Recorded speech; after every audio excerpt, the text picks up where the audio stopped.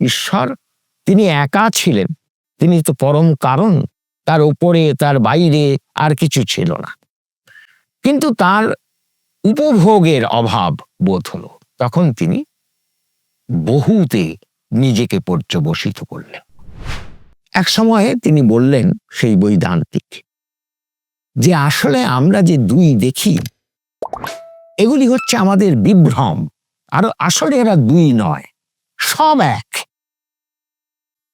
ঠাকুর শুনে বললেন, হ্যাঁ সে কথা তো ঠিকই, তাহলে বিষ্ঠা আর চন্দন এই দুটো তো এক। বলে হ্যাঁ, এর মধ্যে কোনো তফাৎ নেই, সব এক। যে ব্রহ্ম সত্য, জগৎ মিথ্যা। ব্রহ্মই তো এই জগৎ সৃষ্টি করেছেন, তাহলে যিনি নিজে সত্য, সত্য পুরুষ, তিনি কি মিথ্যা সৃষ্টি করলেন? এটা তো একটা বড় বিরাট একটা দ্বন্দ্ব। জগৎকে মিথ্যা বললে এ কথাটাই বলতে হয়। ব্রহ্ম শুধু জগৎ সৃষ্টি করেছেন তাই নয়, ব্রহ্মই নিজেকে সৃষ্ট করেছেন এই জগতে। অর্থাৎ এই জগতের প্রতিটি বস্তু, জীব, প্রাণী, সব কিছু আসলে ব্রহ্ম। তিনি সবকিছুর মধ্যে অনুস্যূত হয়ে আছেন। তিনি নিজেকে এই বিচিত্র বৈশিষ্ট্যে নিরূপিত করেছেন।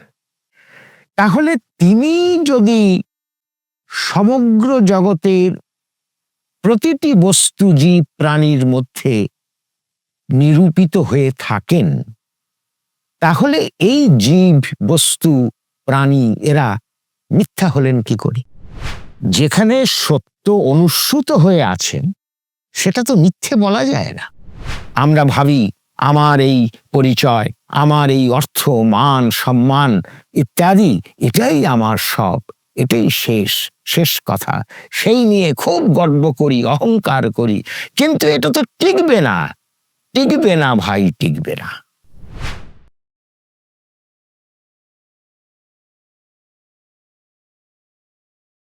প্রভু শ্রীরাম, শ্রীকৃষ্ণ, ভগবান বুদ্ধ, প্রভু যিশু, মোহাম্মদ, শ্রী চৈতন্য, শ্রীরামকৃষ্ণ, শ্রী শ্রী ঠাকুর অনুকূল চন্দ্র, ভারতের সনাতন আর্য সংস্কৃতির মেলবন্ধন একই প্ল্যাটফর্মে, একই সাথে।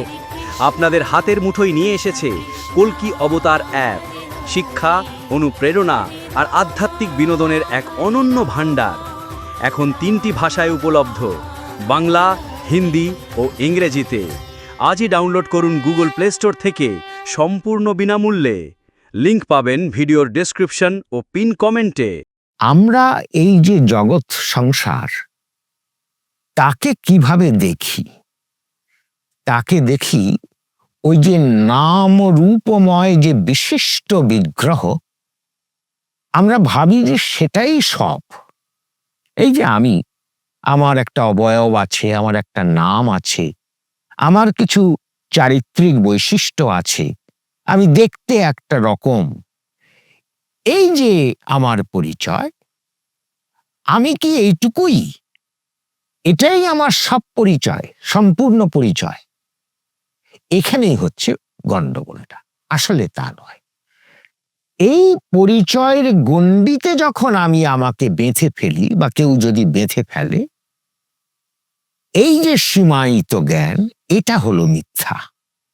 কারণ এই নাম রূপ বৈশিষ্ট্যের অন্তরালে যে সত্য, সেটাই আমার স্বরূপ সত্য।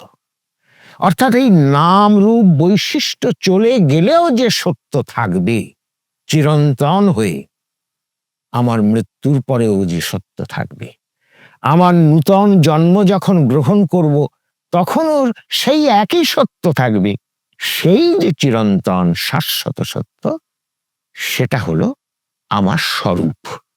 এবং স্বরূপত আমি কি না, আমি স্বয়ং ব্রহ্ম। কাজেই জগৎ মিথ্যা না বলে আমরা যদি বলি জগৎ ব্রহ্মরূপে সত্য, কারণ সত্যের দুটো ভাগ, এখানে দুটো পর্যায়। একটা হচ্ছে তার অন্তরালবর্তী সত্য, যেটা তার স্বরূপ সত্য। আরেকটা হচ্ছে তার বহিরঙ্গের সত্য, তার নাম, রূপ, তার বৈশিষ্ট্য ইত্যাদি নিয়ে যেটা গড়ে উঠেছে। সেটা কিন্তু চিরন্তন নয়, সেটা কিন্তু অবিকারী নয়, তার বিকার হয়। অর্থাৎ তার একটা জন্ম হয়, তার একটা বর্ধন হয়, তারপর তার পরিশেষ, শেষ হয়, চলে যায়।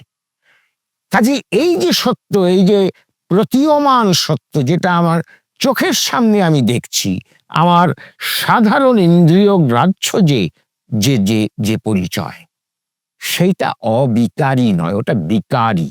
ওটা অপরিণামী নয়, ওটার একটা পরিণাম আছে, কিন্তু স্বরূপ সত্যের বিকারও নেই, পরিণামও নেই। সেটা চিরন্তন, অনাদ্যন্ত। কাজেই আমার যেটা বিকারগ্রস্ত হয়, যেটা পরিণামী, সেই সত্য বা সেই পরিচয় কিন্তু আসল সত্য নয়, হতে পারে না। সেটা একসময় মিথ্যা হয়ে যায়। আজকে আমাকে এইভাবে দেখা যাচ্ছে, আমার মৃত্যুর পর আমাকে এইভাবে আর দেখা যাবে না। সুতরাং সেটা তখন মিথ্যা হয়ে গেল। কিন্তু সত্য একটা বেঁচে রইল, সেটা হচ্ছে আমার স্বরূপ ব্রহ্ম। আমি ব্রহ্ম, আমার পরমাত্মা, সেটা হচ্ছে অবিকারী, অপরিণামী। পরমাত্মার পরিচয়ে যে আমার সত্য, বা পরমাত্মার যে পরিচয় আমার আছে, সেই পরিচয়ে কিন্তু আমি সত্য। তার বাইরে যে পরিচয়, সেটা ক্ষণস্থায়ী, সেটা সম্পূর্ণ সত্য নয়। কাজেই আমরা বলতে পারি জগৎ মিথ্যা নয়, ব্রহ্ম সত্য বলেই তার সৃষ্ট জগৎ সত্য, ব্রহ্ম রূপে সত্য। এইখানেই আমাদের যারা সংসারী মানুষ, আমরা মায়া মোহর দ্বারা আবৃত হয়ে থাকি, প্রবৃত্তির দ্বারা পরিচালিত হই, আমরা ভুল করে ফেলি। আমরা ভাবি আমার এই পরিচয়, আমার এই অর্থ, মান, সম্মান ইত্যাদি, এটাই আমার সব, এটাই শেষ, শেষ কথা। সেই নিয়ে খুব গর্ব করি, অহংকার করি। কিন্তু এটা তো টিকবে না, টিকবে না ভাই, টিকবে না। টিকবে কিন্তু আমার এই অন্তরালবর্তী সত্য। কাজেই আমাকে সবসময় ইষ্টমুখী হয়ে চলা দরকার। আমাকে মনে রাখতে হবে যে আমি কিন্তু আর কিছু নই, আসলে আমি হচ্ছি পরম ব্রহ্ম। আমরা যে আলোচনাটা করলাম, তাতে করে মনে হলো যে ব্রহ্মই একমাত্র সত্য। কথাটা ঠিকই, আর সত্য, আজ সত্য কাল মিথ্যা, এরকম।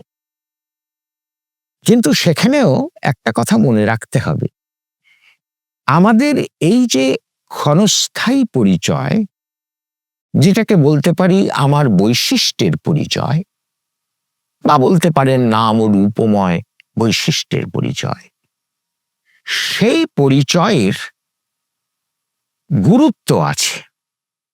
কিরকম? এই যে ঈশ্বর আমাদের সৃষ্টি করলেন, কেন করলেন? একোহম বহুশ্যাম, আমি এক।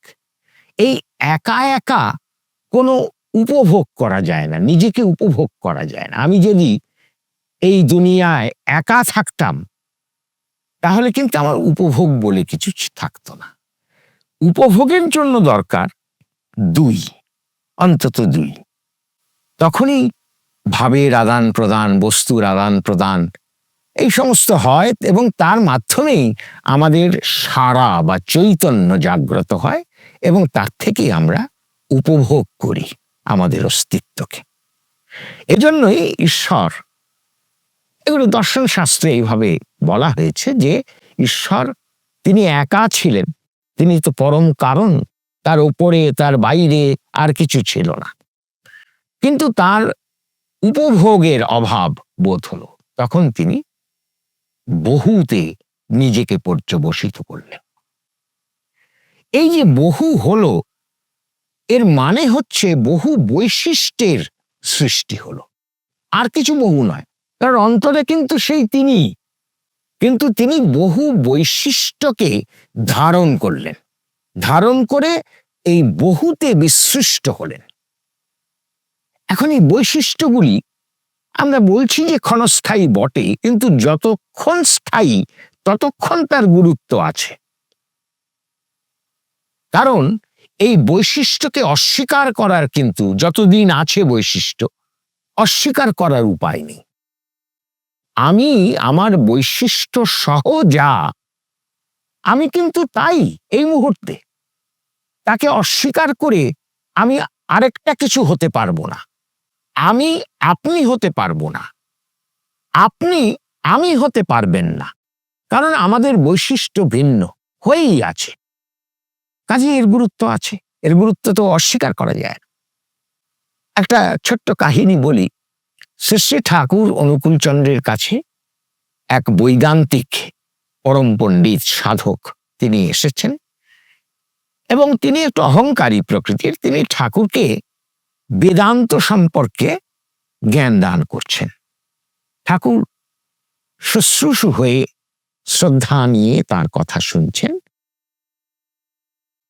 এক সময়ে তিনি বললেন, সেই বৈদান্তিক, যে আসলে আমরা যে দুই দেখি এগুলি হচ্ছে আমাদের বিভ্রম, আর আসলে এরা দুই নয়, সব এক।